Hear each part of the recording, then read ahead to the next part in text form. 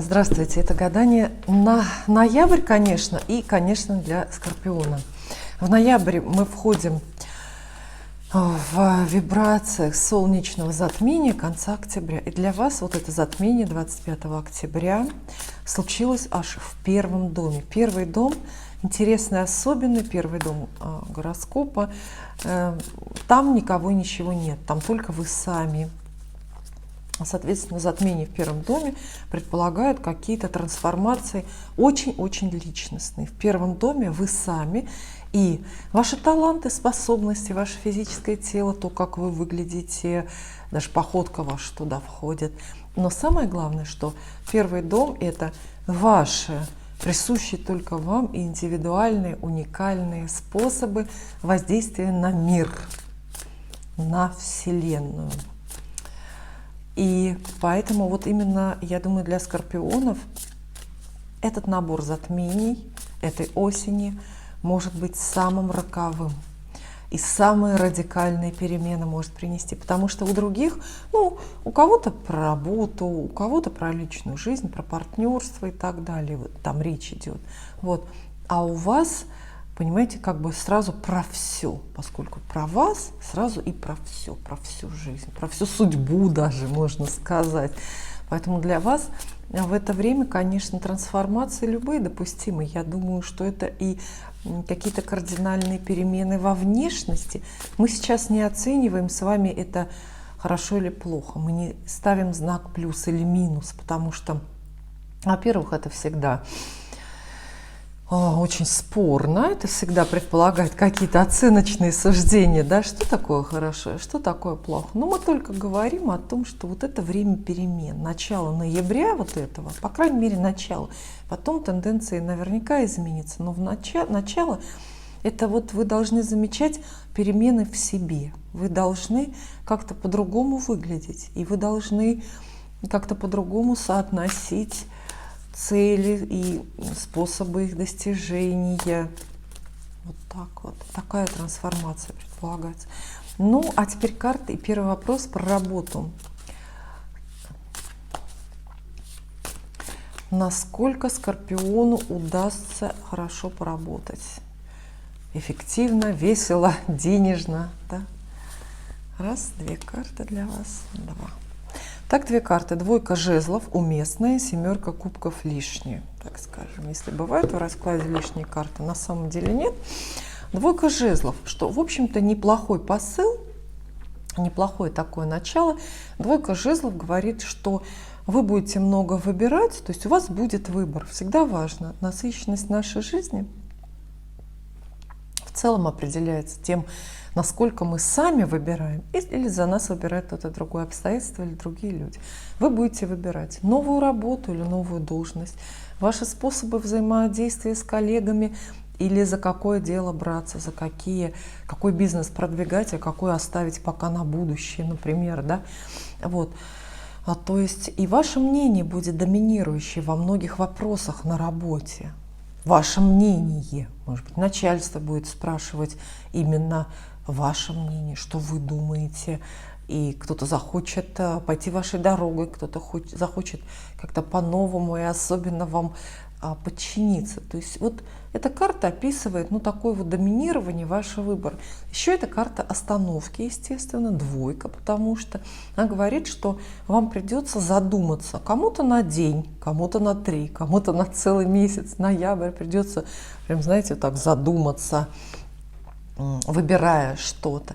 И карта это предупреждает, просит не торопиться. Вы сейчас имеете право как выбирать, так и имеете право отказаться от этого выбора. Или имеете право не торопиться. То есть думайте сколько надо, думайте сколько хотите. Прежде чем выходить на новую работу, прежде чем, например, просто менять работу, прежде чем увольняться, прежде чем соглашаться на любое предложение работодателя и так далее. Думайте, думайте, думайте. Сейчас именно от вашего думания и от вашего терпение здесь не очень подходящее слово, от вашего умения не поторопиться зависит очень много. Профессиональная судьба ваша может быть и надолго. Но Немножко портит нам тут рядышком картину вот эта семерка кубков.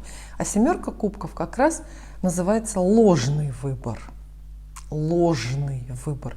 То есть вы будете выбирать, но есть риск запутаться в множестве каких-то вариантов, каждый из которых кажется хорошим и каждый из которых очень жалко терять. Представляете? Я прямо вот в этих картах действительно вижу человека, который получает сразу 7 предложений отличных о новой работе и начинает метаться, искать недостатки в каждом из них. И это такой, вообще семерка кубков очень туманное состояние духа всегда описывает. Это тот момент, когда вы в полной растерянности, не представляете, что же вам выбрать, куда вам пойти, не представляете своего будущего и очень-очень сильно обольщаетесь. То есть такое ощущение, что в работе, в профессии, в бизнесе скорпионов судьба испытывает именно обольщая, знаете, предлагает много, вот так вот много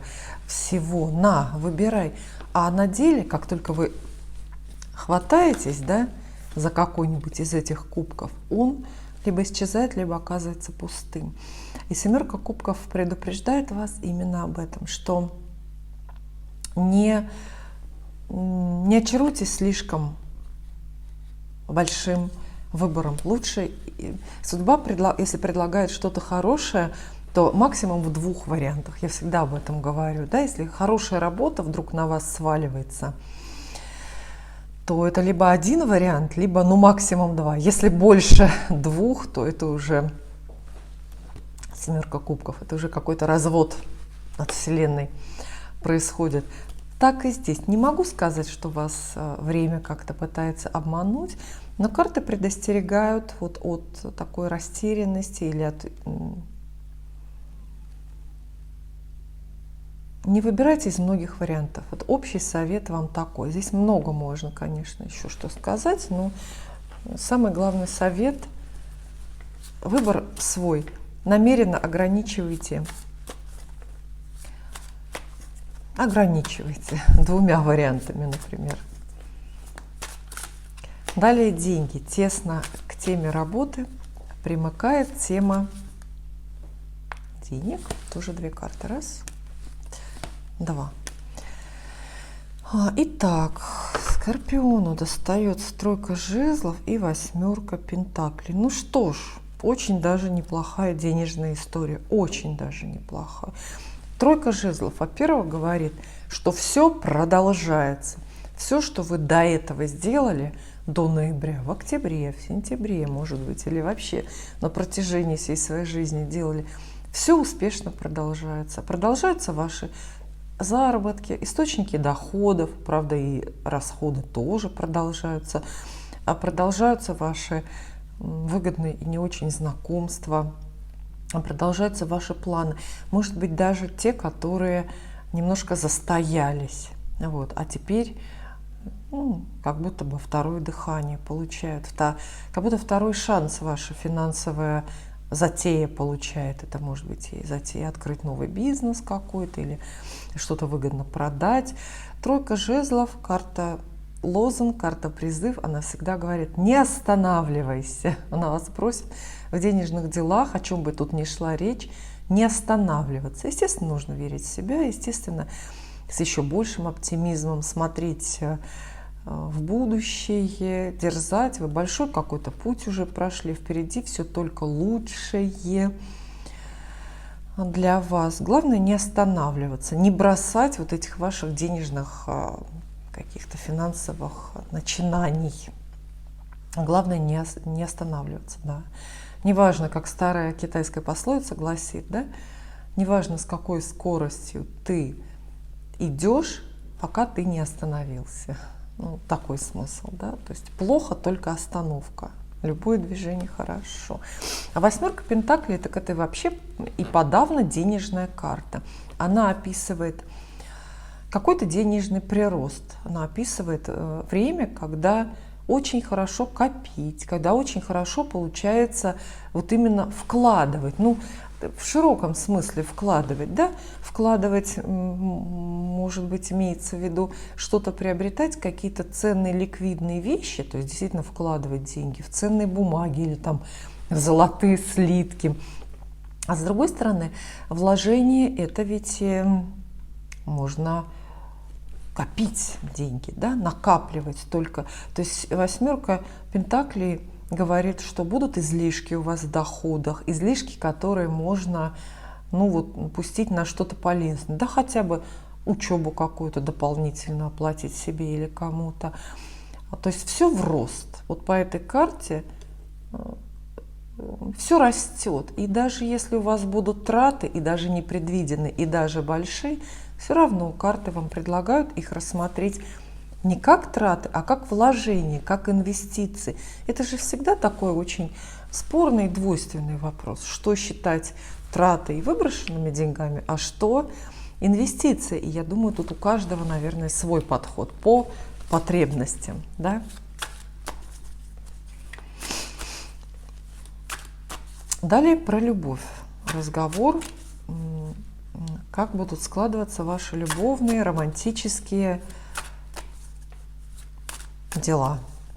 Приключения, хотел сказать. Но не обязательно. Может, быть, приключений как раз и тут и не будет. Может быть, как раз все очень спокойно и планово. Посмотрим.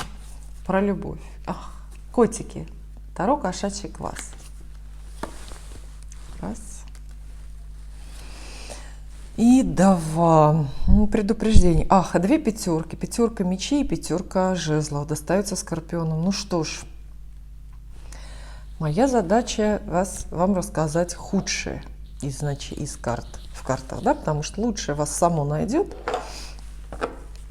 А две пятерки – это такая довольно грозная пара, потому что у каждой из этих карт по-своему конфликтная. Давайте я вам, наверное, ближе покажу вот эти карты, чтобы вы понимали, о ком идет речь, о чем идет речь, да, вот, наверное.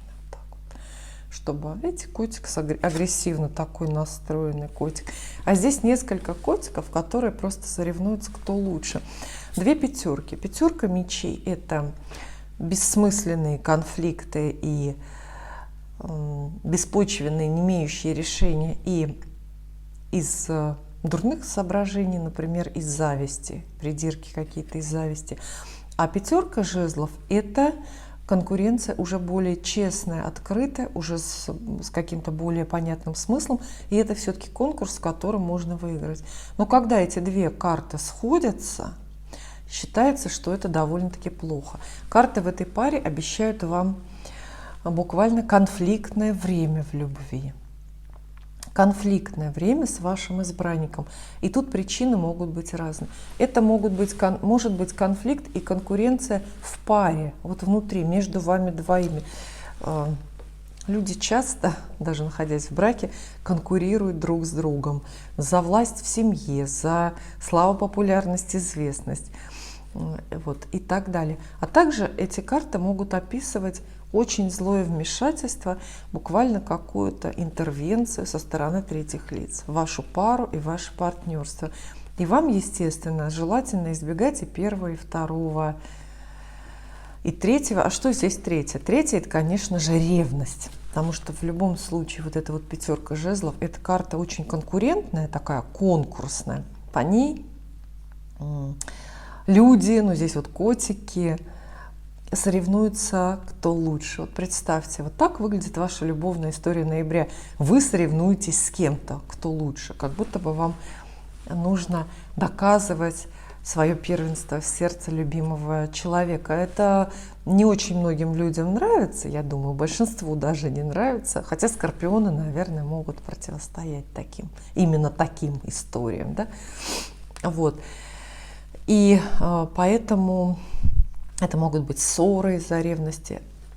Новое знакомство в ноябре, если вы ждете, оно вполне может состояться, естественно, вполне.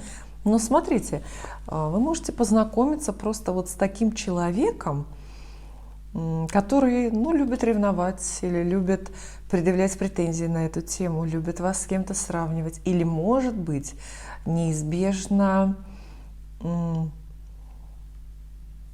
да, будет как-то бороться и не лучшими методами за первое место в вашем сердце. Если у вас есть постоянные отношения с каким-то вот человеком, у вас есть партнерство, может быть даже брак, то вот эти 2 пятерки однозначно предупреждают предостерегают, да, вас от конфликтов. То есть если вас будут провоцировать и вызывать на конфликты, то старайтесь держаться, старайтесь не реагировать. Ну и, естественно, сами ничего такого не затевайте. Кстати, вот особенно под 5 мечей всегда положено это знать. Нельзя затевать никакую борьбу. Никакую борьбу. Потому что карта эта называется Пиррова победа, и она описывает конфликты, в которых и споры, в которых невозможно выиграть, которые всегда ведут только к плохому, в которых нет победителя. Поэтому это тоже совет вам. Не затевайте душеспасительных бесед и разных сильно откровенных разговоров с вашим любимым человеком. Кроме ссоры вы ничего не наживете в это время. Не выясняйте отношения, карты говорят, не выясняйте. И далее семейные дела у Скорпиона. Семейные, домашние, родственные дела. Раз, одна карта. 2. Снова немножко мечей карты вам предлагают. 6 мечей здесь и 4 жезлов. Но здесь как раз пара-то хорошая получается. 6 мечей. Выход из какой-то ситуации у вас будет. Ситуация, связанная с домом, с родственниками. Может быть, эта ситуация даже не ваша, а какая-то запутанная история у вашего ребенка подросшего, или, может быть, у кого-то из ваших родственников, с кем вы делите быт. И здесь как будто бы судьба предлагает такой выход. Выход неприятный, неожиданный, но единственный, знаете, и неизбежный. Поэтому по 6, вот представьте, так образно немножко скажу, но понятно все равно. Поэтому 6 кубков – это карта путешествий, дорога за море она называется. Потому что представьте, что из многих сложных жизненных ситуаций люди могут выбраться, только уехав куда-то далеко. Вы знаете, самый простой способ выкрутиться, выскользнуть из каких-то тисков судьбы, да, это куда-то уехать. То есть вот кому-то, и вам или вашим близким представляется такая возможность, или выпадает необходимость уехать образно. Это может быть буквальная дорога, переезд куда-то за границу или просто в другой город. Может быть дорога метафизическая. То есть тогда карты описывают неизбежные перемены в составе семьи, неизбежную смену места жительства. И это, с одной стороны, облегчение приносит, да, какое-то разрешение какого-то кризиса, какой-то ситуации. А с другой стороны, все-таки здесь вы очень подчиняетесь року и обстоятельствам. То есть если бы не давление сверху, Вселенной, то вы бы так не поступили, вы бы это не выбрали, вы бы так не поменялись вашу семейную какую-то жизнь. Но 4 жезлов рядом, вообще-то веселая дорога. Обе карты имеют прямое отношение к дорогам. Это дорога и эта дорога. То есть дорога выглядит изначально вынужденной, дорога из дома, может быть, в командировку куда-то, да, выглядит изначально вынужденной и нежелательной, а потом оказывается развеселой и очень-очень счастливой. Но в целом все-таки здесь просматривается для скорпионов, просматриваются перемены и просматриваются для многих, конечно же, переезд. А еще 4 жезлов – это карта быстро разбогатевших людей. То есть вы можете рассчитывать на какие-то быстрые, случайные, большие деньги, которые вливаются в ваш семейный бюджет по разным причинам за счет чьих-то заработков или подарков или какого-нибудь наследства. И это тоже вас к чему-то обязывает, это тоже вынуждает вас принимать какие-то решения или дает возможности а принять какие-то решения. Вообще вот эта пара карт может проигрываться очень радостно и счастливо, очень радостно. Это, например, неожиданно вдруг откуда-то свалившиеся деньги на что-то, на что их давно не хватало. Но четверка жезлов, поскольку это карта свадеб, то есть вполне возможно просто свадьба у вас дома чья-то свадьба, потому что вдруг появились деньги, вдруг появился генеральный спонсор для этого мероприятия. Что такие карты советуют скорпионам? Ну, естественно, покоряться року. То есть здесь явно кто-то выбирает и решает происходящее там наверху за вас. Все с благодарностью принимайте. А я благодарю вас за проведенное со мной время. Увидимся.